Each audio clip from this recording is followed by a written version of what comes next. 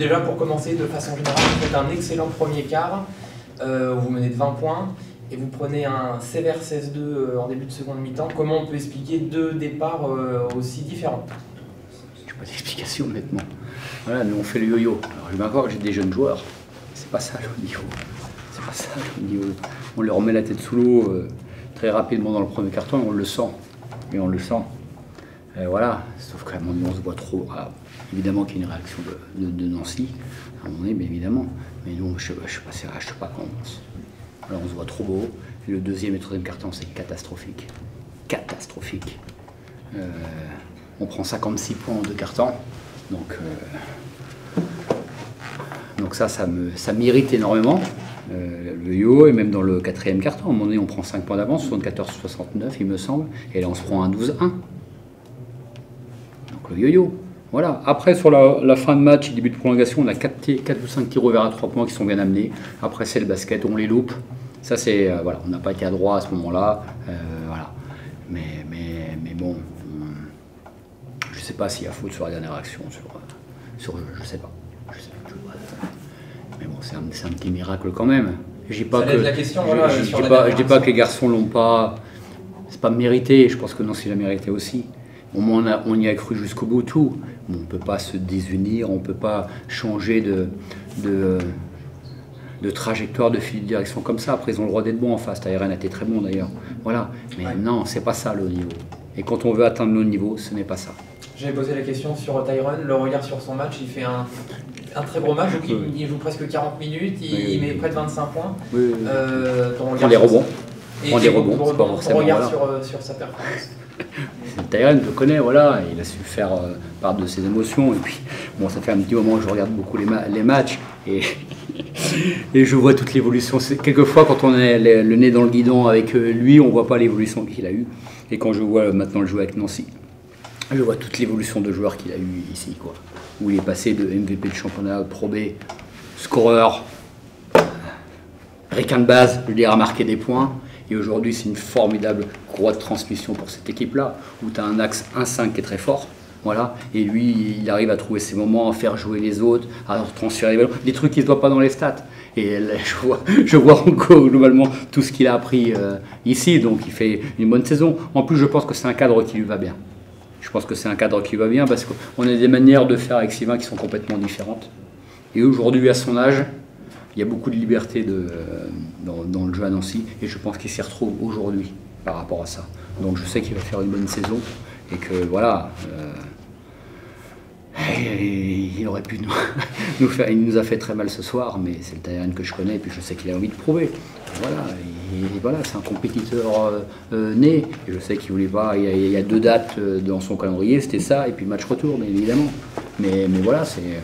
Et ça ne changera pas, même s'ils avaient gagné, ça n'aura pas changé ma vision que j'ai de lui. Et voilà. Je pense que si en 2018, il était resté le joueur qu'il était en 2018, eh ben aujourd'hui, il ne serait pas encore.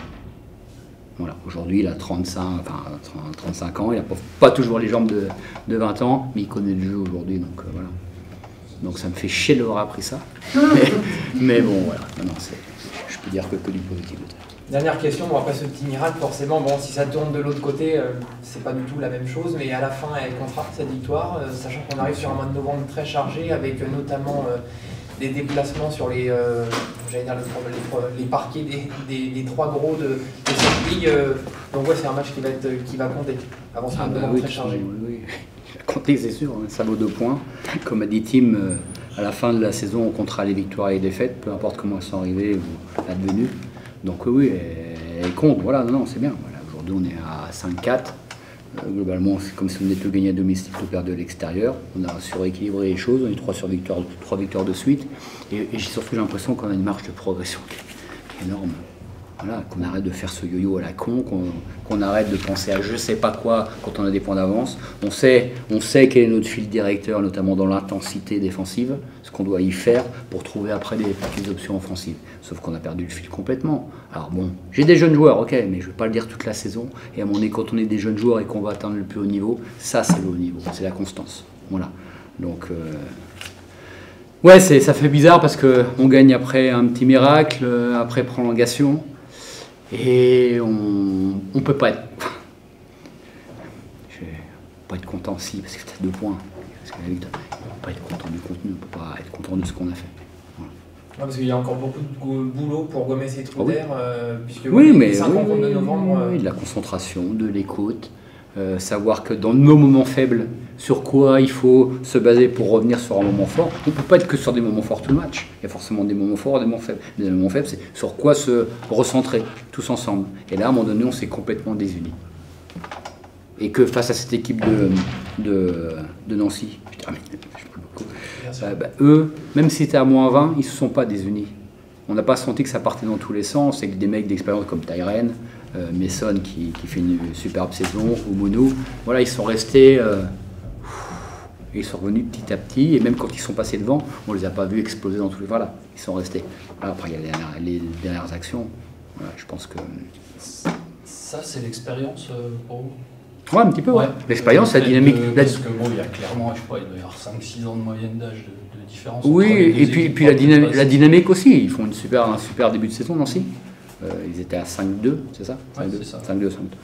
Voilà, et tu as aussi la dynamique de victoire qui t'amène qu'ils viennent de gagner à Saint-Quentin. Tout le monde n'ira pas gagner à Saint-Quentin, et de manière très bonne à la fois dans le contenu, même dans le choix stratégique qu'a fait Sylvain là-bas. Voilà, ils n'ont pas paniqué à -20. Ils n'étaient pas en jambes au début, ils sont revenus petit à petit. Donc oui, c'est l'expérience, et puis à un moment donné, voilà, je pense que Mason est quand même vraiment upgradé par rapport à l'année dernière quand il est arrivé. On sent, voilà. Et puis il y a des joueurs, Mono, il connaît le truc. Il y a des... Non, c'est une équipe qui... Je pense qu'elle ne jouera pas le maintien, cette équipe-là. Voilà. Je m'avance peut-être, mais bon, écoute voilà. Non. Ouais. Donc c'est bizarre comme sentiment. Évidemment heureux d'avoir gagné, mais on joue avec le feu. Même déjà au Metz, on a joué avec le feu, encore plus ce soir. Après, il faut les mettre les 2 lancers. Hein. Quand tu as 2 lancers francs comme ça et que tu as un arrêt qui dure 3-4 minutes. Oui, c'est vrai. C'est vrai que je vais lui préciser ce soir. Non, mais voilà.